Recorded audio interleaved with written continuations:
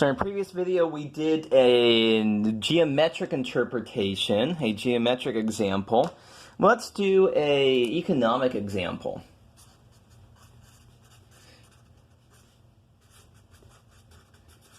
Involving rates of change.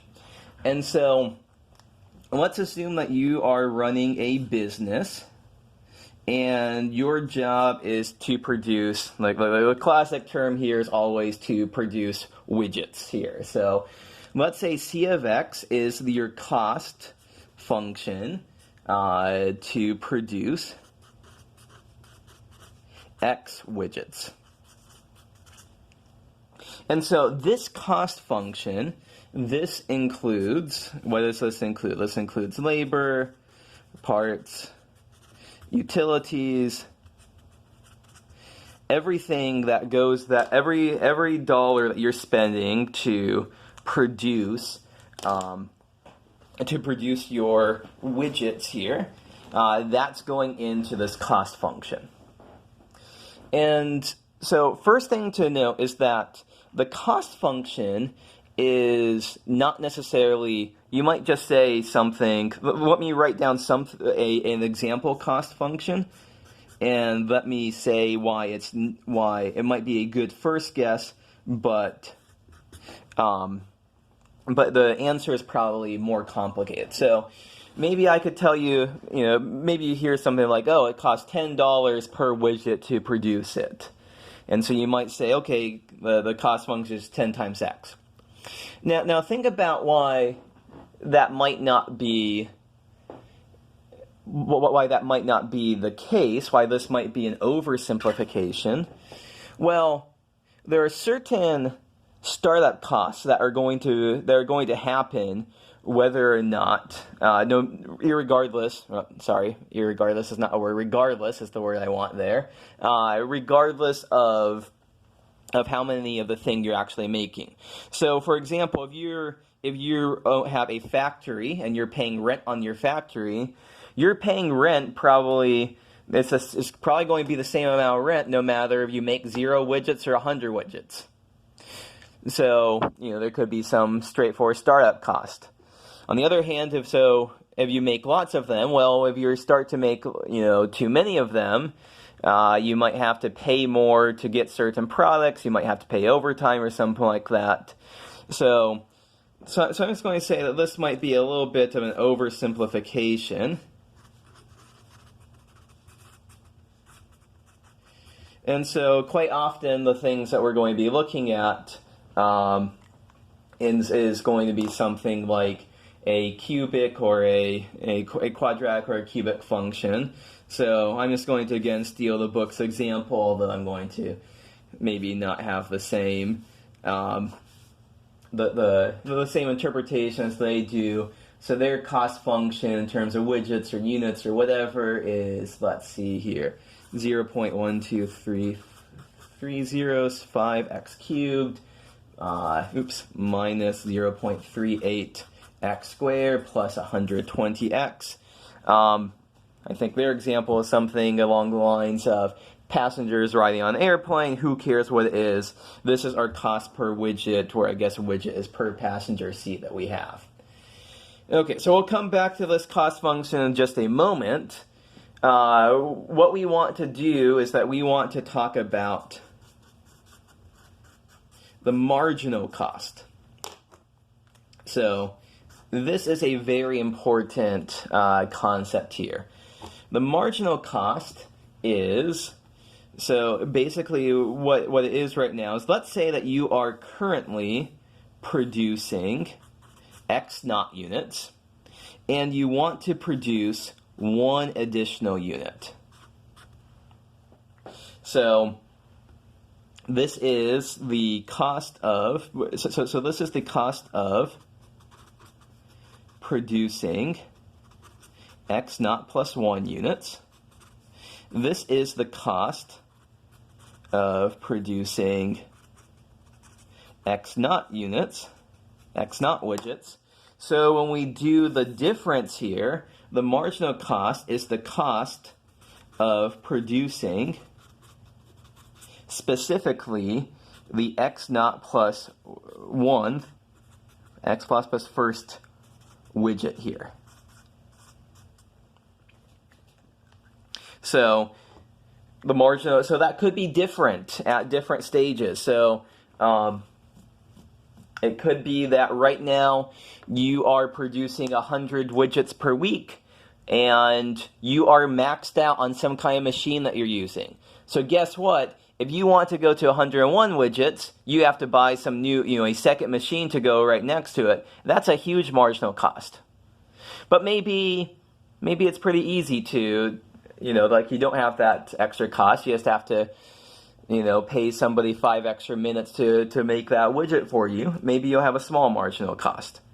So in any case, what's going on here, the marginal cost is the cost of producing this x naught plus first widget. Now, this c of x naught plus x1 minus x naught, what we can say is, well, that's c of x naught plus 1 minus c of x naught all over x naught plus 1 minus x naught, because that denominator is just going to be 1. And hey, that looks an awful lot like cx naught plus 1 plus h, let me say there, minus c of x naught over x naught plus h minus x naught. Maybe I will cancel those out. So that's just h is equal to 1 there.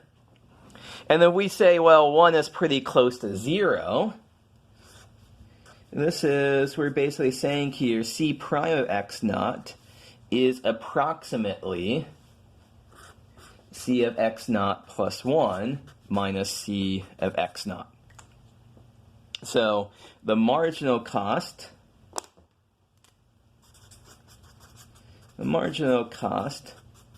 is approximately c prime of x naught. Just to justify saying here h of 1 is close to 0, you might say, oh, 1 is a big number. Usually when we've been doing these limits, we've been saying, okay, I've been saying 0.1 or 0.01 or 0.0000001. 1 is pretty far away from 0. Well, we should be thinking, because so there's two comments maybe making here. Number one is the approximation is not going to be perfect. So we're just going to say, okay, it's not going to be perfect. The other thing to realize is that in the grand scheme of things, well, let's say you are making, if you are, what example do I want to pull out here? Apple making iPhones. How many millions of iPhones does Apple make per year? Well, if Apple is making millions of iPhones, I would say that a change of 1 is pretty small compared to, a million iPhones being made. So that's why we can say, okay, this is a good approximation. So, okay, let's go back to this example. Let me rewrite it. So, what is our current example that we're going to be talking about? C of x is 0.00005x cubed minus 0.38, let me be consistent with leading zeros, x squared plus 120x. So x is the number of passengers on flights overall. So you have some flight, here's what's going on here. Well, let's see, what does the derivative tell us? The derivative, when we crunch this out, is 0.0015x squared minus 0.76x plus 120. So if there's currently, if we currently have, let's say 150 people, that's equal to x, on the plane, the marginal cost for adding one more per passenger is going to be C prime of 150. And when you plug in 150 in for x, crunch, crunch, crunch, 39.75. So I'll slap a dollar sign on there. It costs about $40 to add one additional passenger. So what does this tell us?